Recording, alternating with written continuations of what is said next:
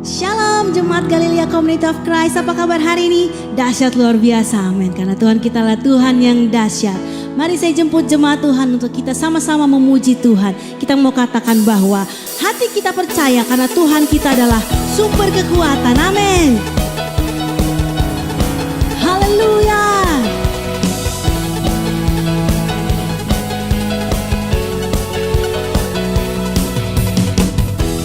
Tuhanlah kekuatan dan mazmurku, Dia gunung batu dan keselamatanku. Hanya padamu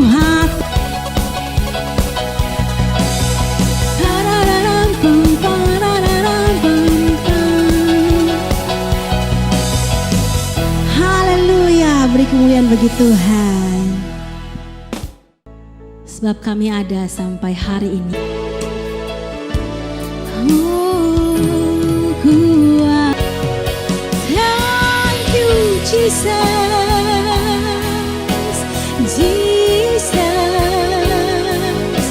Jesus. We thank you Jesus.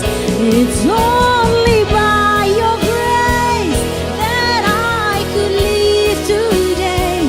Forever I will praise your name. Forever I will praise your name. Forever I will praise your name. Terima kasih Tuhan, Kau sungguh baik. Ya shalom Bapak Ibu, saudara-saudara jemaat Galilea Community of Christ yang diberkati oleh Tuhan Yesus. Mari kita siapkan diri kita untuk baca firman Tuhan dan merenungkannya. Mari kita berdoa. Kami mengucap syukur buat hari ini. Tuhan bawa kami sampai pada hari ini. Kami hendak membaca dan merenungkan firman-Mu. Urapi kami, buka hati pikiran kami.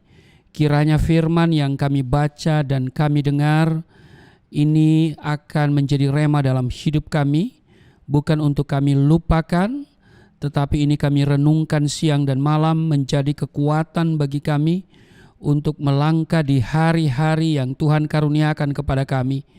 Kami percaya firman-Mu bermanfaat untuk mengajar, menyatakan kesalahan, memperbaiki kelakuan dan mendidik kami kepada kebenaran. Sebab itu, urapi juga hamba-Mu yang akan menyampaikan. Setiap kata kalimat yang keluar dari mulut hamba-Mu adalah kata kalimat penuh kuasa, penuh urapan.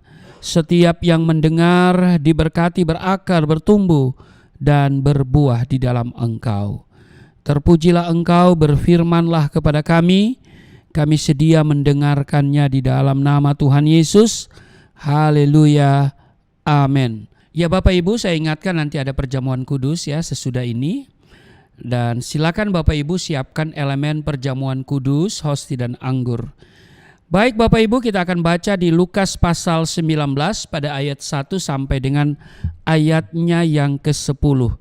Yesus masuk ke kota Yeriko dan berjalan terus melintasi kota itu. Di situ ada seorang bernama Sakeus, kepala pemungut cukai, dan ia seorang yang kaya. Ia berusaha untuk melihat orang apakah Yesus itu. Tetapi ia tidak berhasil karena orang banyak, sebab badannya pendek. Maka berlarilah ia mendahului orang banyak, lalu memanjat pohon ara untuk melihat Yesus yang akan lewat di situ. Ketika Yesus sampai ke tempat itu, ia melihat ke atas dan berkata, "Sakeus, segeralah turun, sebab hari ini aku harus menumpang di rumahmu." Lalu Sakeus segera turun dan menerima Yesus dengan sukacita. Tetapi semua orang yang melihat hal itu bersungut-sungut, katanya, ia menumpang di rumah orang berdosa. Tetapi Sakeus berdiri dan berkata kepada Tuhan, "Tuhan, setengah dari milikku akan kuberikan kepada orang miskin, dan sekiranya ada sesuatu yang kuperas dari seseorang, akan kukembalikan 4 kali lipat." Kata Yesus kepadanya, "Hari ini telah terjadi keselamatan kepada rumah ini, karena orang ini pun anak Abraham. Sebab anak manusia datang untuk mencari dan menyelamatkan yang hilang. Demikian Lukas 19 ayat 1 sampai dengan ayatnya yang ke-10. Bapak Ibu, saya pikir hampir semua kita telah mendengar kisah Sakeus. Ia naik ke pohon ara, kemudian Tuhan memanggilnya untuk turun.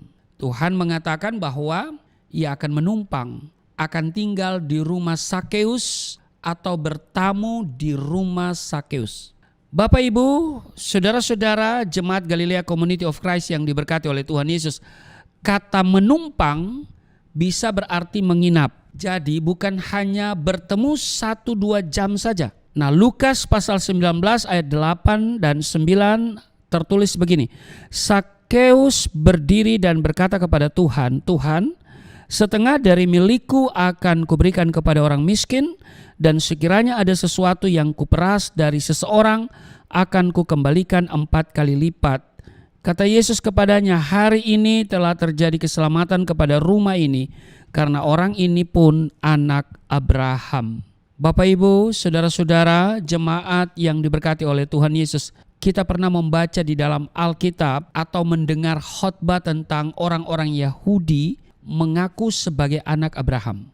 Tetapi Yesus berkata begini, kalau kamu anak Abraham, kamu akan melakukan apa yang Abraham lakukan. Tetapi kamu tidak melakukan apa yang Abraham lakukan. Jadi kamu bukan anak Abraham. Itu saudara bisa bandingkan di Yohanes pasal 8 ayat 39. Nah, Abraham disebut bapa orang percaya. Artinya orang-orang yang memiliki percaya atau iman bisa digolongkan sebagai anak-anak Abraham. Orang-orang Yahudi jelas dia mengaku dan merasa sebagai anak-anak Abraham karena mereka memiliki garis keturunan secara darah dari Abraham. Namun Alkitab juga mencatat bahwa orang yang percaya kepada Yesus, yang memiliki iman kepada Allah melalui Yesus, juga anak-anak Abraham.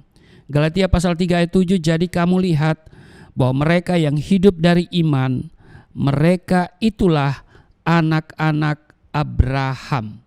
Jadi Bapak Ibu, saudara-saudara jemaat yang diberkati oleh Tuhan Yesus, kita adalah anak-anak Abraham oleh iman.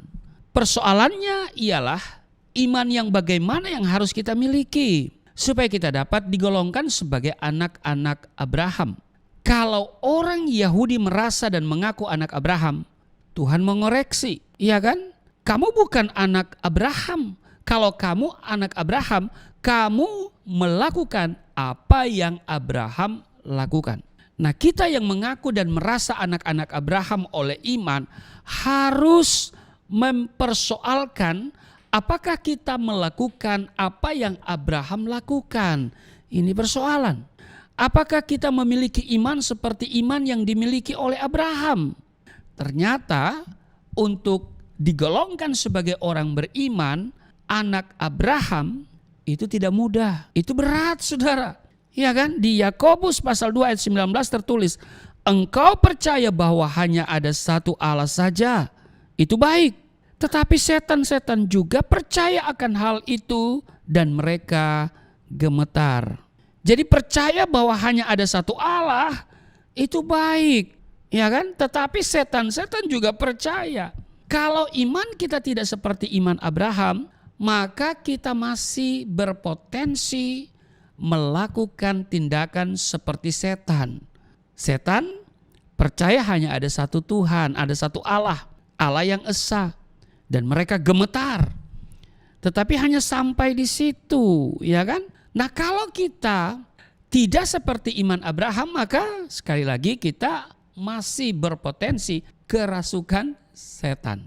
Ya kan? Harus ada perbuatan yang menunjukkan iman. Rasul Paulus mengatakan, lihatlah Abraham dibenarkan karena iman.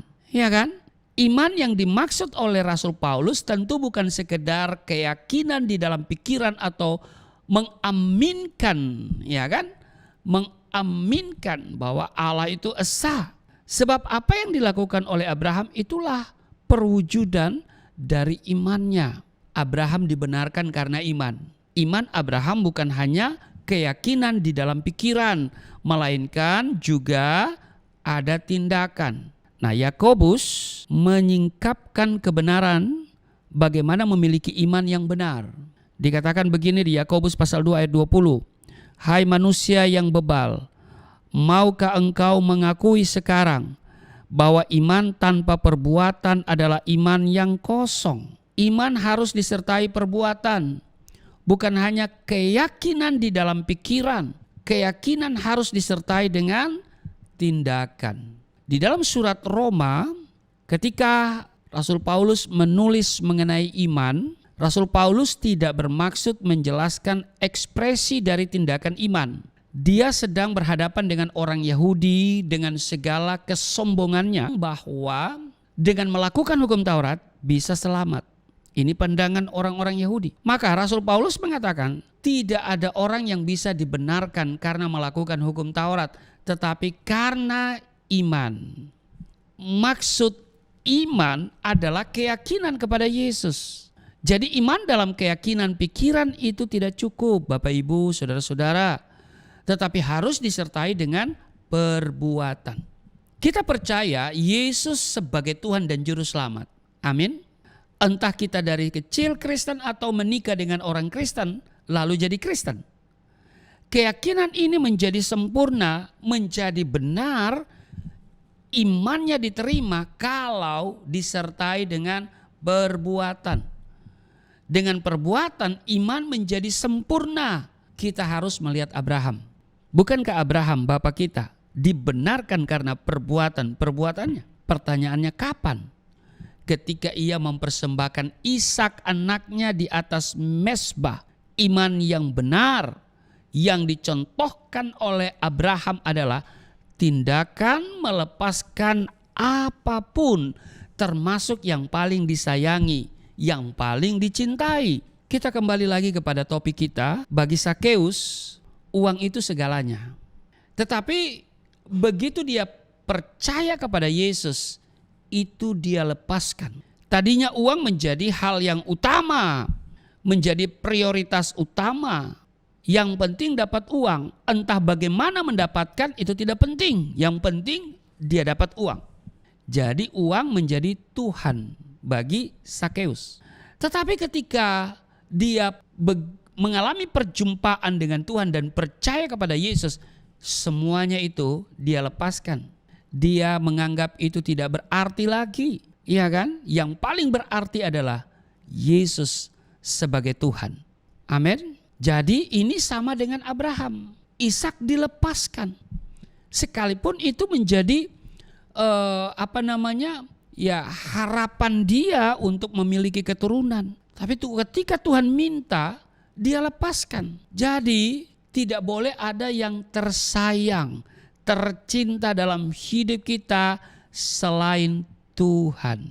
Jika ada yang kita sayangi dan cintai lebih daripada Tuhan, kita tidak bisa beriman. Kalau Tuhan menjadi yang tercinta dan tersayang dalam hidup kita, tidak ada celah iblis untuk masuk dan menyesatkan kita.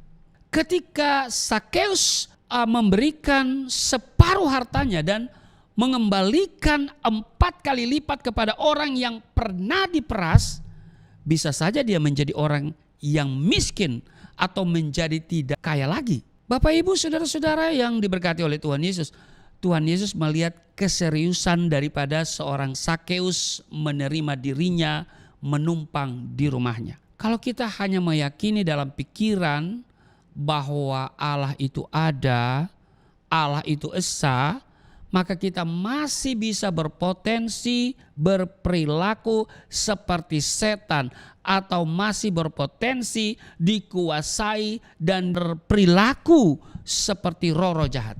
Tetapi kalau kita seperti Abraham yang tersayang, yang tercinta, rela dilepaskan, bisa harta, bisa itu kekayaan, hobi, nafsu, harga diri, apapun, kita tidak membuka celah terhadap kuasa kegelapan atau roh-roh jahat. Amin. Kalau yang tersayang, yang tercinta, rela kita lepaskan. Sekali lagi itu bisa berarti harta, kekayaan, hobi, nafsu, harga diri. Apapun itu. Kalau ini mampu kita lepaskan, maka kita tidak membuka celah terhadap kuasa kegelapan atau roh-roh jahat. Jadi Bapak Ibu saudara-saudara yang diberkati oleh Tuhan Yesus, kita harus bisa mengenakan hidup Yesus di dalam hidup kita. Dan bisa berkata, hidupku ini bukannya aku lagi, tetapi Kristus yang hidup di dalam aku. Amin. Kita baru bisa melihat kekristenan yang benar jika kita bisa berkata seperti Rasul Paulus, adapun hidupku ini bukannya aku lagi, melainkan Kristus yang hidup di dalam aku. Ingat, Kristen artinya seperti Kristus. Orang yang mengaku Yesus Tuhan atau percaya kepadanya ini disebut Kristen. Dan karena itu ia wajib hidup sama seperti Kristus telah hidup. Amin. Kiranya hari ini firman Tuhan memperlengkapi kita dan semakin hari kita semakin serupa dengan Kristus. Kita mencintai Yesus, mengasihi Allah dengan segenap hati, dengan akal budi, kekuatan kita. Amin. Dan tidak ada yang tersayang, tercinta selain Tuhan Yesus Kristus. Amin. Tuhan Yesus memberkati. Mari kita berdoa. Terima kasih untuk hari ini kami boleh belajar dari seorang Sakeus yang sanggup melepaskan apa yang dia miliki, kekayaan, karena dia mengalami perjumpaan dengan Tuhan Yesus. Artinya hatinya sudah melekat sama Tuhan dan bukan pada uang yang dia punya. Demikian juga Abraham diperhitungkan sebagai bapa orang benar karena perbuatannya yang luar biasa. Tidak ada yang dia cintai selain Tuhan. Dan itu terbukti ketika Tuhan meminta anak satu-satunya, itu dia berikan. Dan ini terbukti bahwa iman yang dimiliki oleh Abraham bukan hanya sekedar pengakuan, bukan hanya sekedar keyakinan di dalam pikiran dan hati, tetapi dia nyatakan dalam tindakannya. Kiranya kami pun bukan hanya datang mengaku dan mengucapkan pengakuan iman kami, tapi juga kami melakukan sesuai dengan apa yang kami imani. Terpujilah Engkau Tuhan, dan saatnya kami akan menyatu dengan tubuh darah-Mu. Kiranya ketika kami menerima tubuh darah-Mu, kami ada di dalam Tuhan, Tuhan tinggal di dalam kami. Kami bukan hanya beriman, tapi juga kami melakukan apa yang Tuhan mau kami lakukan sesuai dengan firman-Mu. Dan kami menjadi anak-anak Abraham. Kami juga berhak mewarisi apa yang dijanjikan kepada Abraham. Kami ahli waris dan kami berhak untuk menerima mujizat dan berkat. Terima kasih. Sebelum kami menyatu dengan tubuh darah-Mu, kami akan memberikan persembahan sebagai ucapan syukur kami. Maka setiap pemberian akan Tuhan kembalikan 30, 60 bahkan 100 kali ganda. Karena mereka punya iman dan karena itu mereka bertindak mempersembahkan apa yang dapat dipersembahkan untuk pekerjaan Tuhan melalui Yayasan Pelayanan Galilea Indonesia. Tuhan kenal setiap mereka yang memberi dengan sukacita dan itu akan memperbesar keuntungan mereka. Sebab Tuhan tidak akan pernah berhutang. Terima kasih. Maka setiap pemberian Tuhan yang akan memperhatikan, Tuhan kembalikan 30, 60 bahkan 100 kali ganda. Sambil memberi persembahan, kami siapkan diri seperjamuan dengan tubuh darah-Mu. Di dalam nama Tuhan Yesus. Amin. Jemaat Galilea Community of Christ, tiba saatnya kita akan memberikan persembahan kita buat pekerjaan Tuhan. Bagi saudara-saudara yang mau memberikan persembahan, boleh ditransfer melalui rekening yang ada di layar. Saudara, baik juga boleh melalui QRIS. Dan kita akan memasuki perjamuan kudus. Mari kita siapkan hosti dan anggur kita. Dan kita siapkan hati kita untuk layak menerima perjamuan. Haleluya. Oleh kuasa darah-Mu, Kau telah tebus dosa.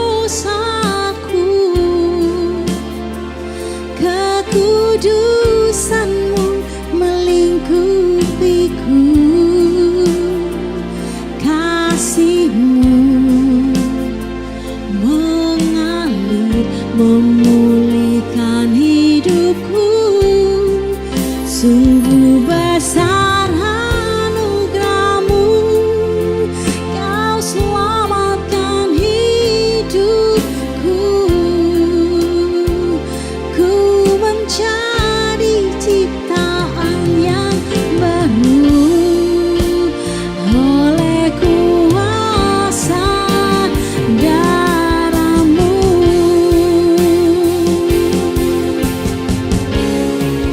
Oleh kuasa darahmu, kau telah tebus dosaku. Kekudusanmu melingkupiku, kasihmu mengalir memulihkan hidupku. Sungguh besar anugerahmu, kau selamatkan hidupku. Ku menjadi ciptaan yang baru oleh kuasa darahmu. Ya Bapak Ibu, terima kasih untuk persembahan yang Bapak Ibu berikan, yang Bapak Ibu tabur untuk pekerjaan Tuhan di Yayasan Pelayanan Galilea Indonesia. Dan mari kita siapkan diri untuk seperjamuan dengan tubuh darah Tuhan. Silakan saudara siapkan hosti dan anggur. Saya akan membacakan landasan perjamuan kudus di dalam 1 Korintus 11 ayat 23. Sebab apa yang telah aku teruskan kepadamu telah aku terima dari Tuhan, yaitu bahwa Tuhan Yesus pada malam waktu ia diserahkan mengambil roti ayat 24, dan sesudah itu ia mengucap syukur atasnya, ia memecah-mecahkannya dan berkata, inilah tubuhku yang diserahkan bagi kamu, perbuatlah ini menjadi peringatan akan aku. Ayat 25. Demikian juga ia mengambil cawan sesudah makan lalu berkata, cawan ini adalah perjanjian baru yang dimateraikan oleh darahku, perbuatlah ini setiap kali kamu meminumnya menjadi peringatan akan aku. Bapak Ibu, kalau sudah ada hosti di tanganmu, saya jemput kita semua berdiri. Mari kita angkat dan kita katakan bersama-sama, katakan apa yang saya katakan. Di dalam nama Yesus Kristus, inilah roti yang turun dari surga, inilah tubuh Yesus Kristus yang tergantung di atas kayu salib, yang memberikan keselamatan hidup kekal di dalam kerajaan surga, yang menyempurnakan tubuhku agar sehat sempurna, menyempurnakan jiwa dan rohku supaya dibangkitkan pada akhir zaman. Inilah tubuh Yesus Kristus yang tergantung di atas kayu salib, tertikam, tertombak, agar kami tidak terkapar di rumah sakit, tidak terkapar di meja operasi, tidak terkapar di ruang ICU, tidak lumpuh, tidak pikun, tidak koma. Aku tolak segala bentuk tumor, segala bentuk kanker, segala bentuk penyakit kuman, virus, sakit penyakit, segala luka di tubuhku, penderitaanku, kesusahanku, kemiskinanku, kegagalanku sudah diangkat dan diselesaikan oleh Yesus Kristus di atas kayu salib. Maka hari ini aku meraih janji Tuhan, aku meraih kuasa, aku meraih mujizat, disembuhkan, dipulihkan, diberkati, hidup berkemenangan di dalam nama Yesus Kristus, firman yang menjadi daging. Inilah roti yang turun dari surga, inilah tubuh Yesus Kristus. Mari kita makan.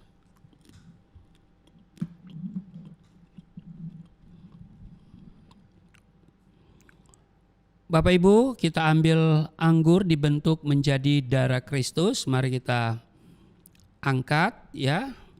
Dan mari kita katakan bersama-sama.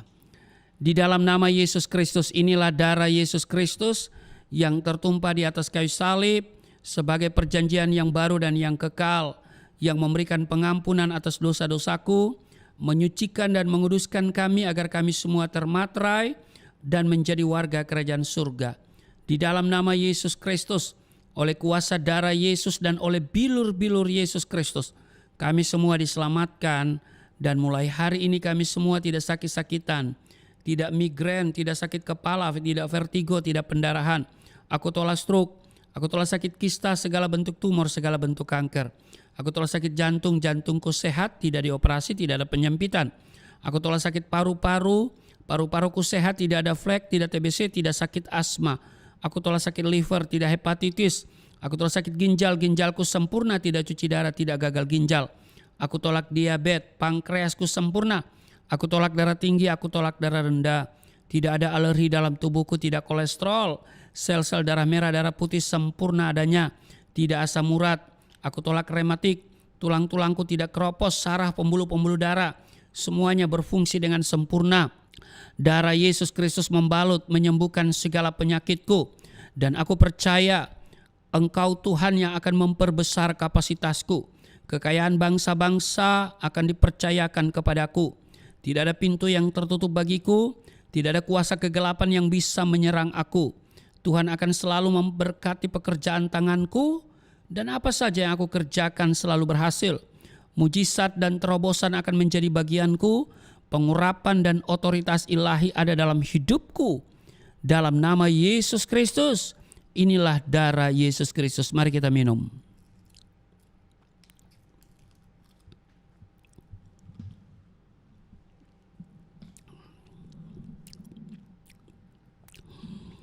Bapak Ibu, mari kita bersyukur untuk tubuh darah Kristus yang sudah menyatu dengan tubuh darah kita. Kita berdoa, terima kasih Tuhan untuk tubuh darah-Mu. Kami di dalam Tuhan, Tuhan tinggal di dalam kami. Tuhan bertanggung jawab atas seluruh perjalanan hidup kami. Dan kami percaya Engkau tidak pernah membiarkan meninggalkan kami. Sekalipun kami berjalan dalam lembah kekelaman, kami tidak takut. Sebab kami percaya Engkau sanggup menolong. Engkau sanggup membawa kami ke padang yang berumput hijau dan ke air yang tenang. Terima kasih, maka saat ini yang sakit sudah disembuhkan. Kami terima kesembuhan yang sempurna. Yang sakit Tuhan jamah, urapi dari ujung kepala sampai ujung kaki. Kesembuhan terjadi di dalam nama Yesus. Yang letih lesu berbeban berat, Tuhan berikan kelegaan. Yang terikat oleh dosa dilepaskan. Di dalam nama Yesus ada pemulihan. Ekonomi dipulihkan, kesehatan dipulihkan, rumah tangga dipulihkan. Di dalam nama Yesus Kristus, masa depan kami dipulihkan. Terpujilah Engkau. Hamba berdoa untuk setiap mereka yang beribadah bersama kami, Galilea Community of Christ. Tuhan Yesus memberkati mereka semuanya.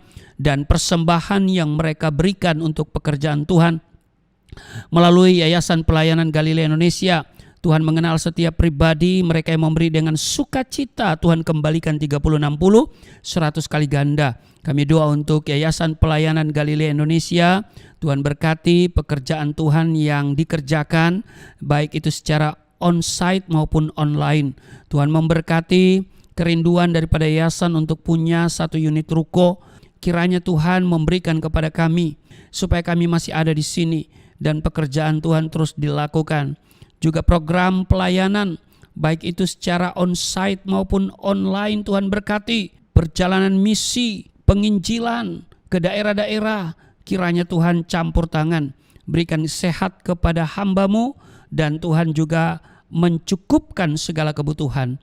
Terima kasih Tuhan, dan setiap umat yang beribadah, mereka hari ini penuh dengan sukacita. Kemana mereka melangkah, mereka semua meraih janji Tuhan. Maka diberkati pekerjaan-pekerjaan mereka. Terima kasih, berkati bangsa dan negara kami. Pemerintah yang ada hari ini juga diberkati. Dan Tuhan yang akan bawa bangsa ini untuk sebuah kehidupan yang penuh dengan damai sejahtera. Indonesia akan menjadi negara yang maju dan makmur. Terima kasih Tuhan, inilah kami datang kepadamu di dalam nama Tuhan Yesus yang telah mengajar kami berdoa bersama-sama. Bapa kami yang di surga, dikuduskanlah namamu, datanglah kerajaanmu, jadilah kehendakmu di bumi seperti di surga. Berilah kami pada hari ini makanan kami yang secukupnya, ampuni akan kesalahan kami, seperti kami sudah mengampuni orang bersalah pada kami. Jangan bawa kami ke dalam pencobaan, tapi lepaskanlah kami daripada yang jahat, sebab Engkau yang punya kerajaan, kuasa dan kemuliaan sampai selama-lamanya. Amin. Tetap berdiri Bapak Ibu dan angkat tanganmu di hadapan Tuhan. Terimalah berkat Tuhan. Segala berkat yang dari surga mengalir dalam hidupmu di dalam nama Tuhan Yesus. Diberkatilah engkau diberkati rumah tanggamu, diberkati suami istri, diberkati orang tua anak cucumu, diberkati usaha bisnis toko daganganmu, studi dan pelayananmu, lumbung-lumbungmu diberkati, buah kandunganmu diberkati, anak-anakmu anak-anak yang cerdas, generasi yang unggul, berkesempatan studi di dalam dan di luar negeri, dapat beasiswa. Apa yang kau kerjakan Tuhan buat berhasil, Tuhan akan memperbesar kapasitasmu, kekayaan bangsa-bangsa akan dipercayakan kepadamu, tidak ada pintu yang tertutup bagimu, tidak ada kuasa kegelapan yang bisa menyerang engkau. Apa saja yang engkau kerjakan selalu berhasil, mujizat dan terobosan akan menjadi bagianmu, pengurapan dan otoritas ilahi ada dalam hidupmu, di dalam nama Tuhan Yesus. Dia menjaga keluar masukmu sekarang dan selamanya. Di dalam nama Tuhan Yesus aku berseru, turunlah berkat, kasih setia, penyertaan, perlindungan yang sempurna, damai sukacita, kemuliaan, kemenangan dari Bapa Surgawi, dari Yesus Kristus dalam persekutuan dengan Roh Kudus tercurah mengalir dalam hidupmu mulai saat ini sampai selama-lamanya. Setiap kita yang percaya dan diberkati berkata amin. Jumpa di program Galilea Network selanjutnya. Tuhan Yesus memberkati. Shalom.